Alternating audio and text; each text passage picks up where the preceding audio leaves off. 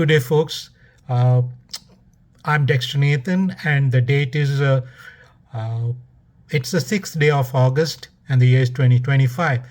The person on the screen below uh, is Colonel Douglas McGregor.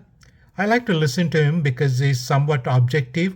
Nobody presents an objective view. Everybody tries to be self-righteous.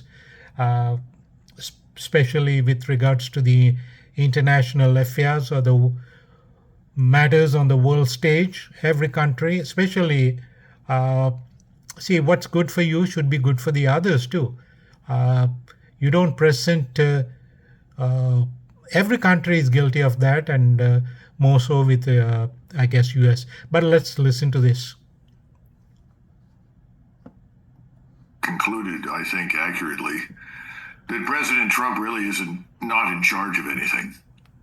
He doesn't seem to be much of an improvement over Biden, who was never in charge of anything. So I think the Russians have simply concluded they've got to end this war in their own terms with their own means.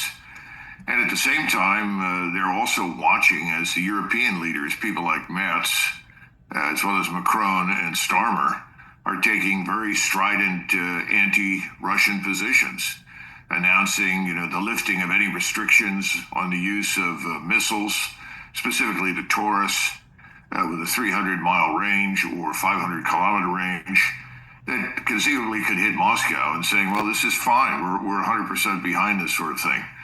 In other words, Trump has no control at home because the Senate is really going to do pretty much whatever it wants, whether President Trump likes it or not. And second, President Trump's comments are almost incoherent and absurd.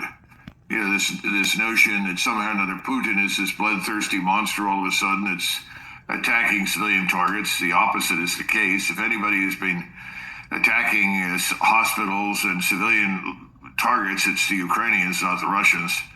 And what's even worse is that recently the Ukrainians, undoubtedly with help from the CIA, identified that President Putin was leaving Moscow to fly to Kursk in a helicopter and was able to attack the helicopter with various long-range drones. So clearly Trump's not in charge of anything, and I think that's what the Moscow has rightly concluded. Now, what will Trump do? I think he'll just talk because it's obvious that the CIA and other powerful figures behind the scenes are running U.S. foreign and defense policy. That's the truth. And he has no influence whatsoever over the leadership in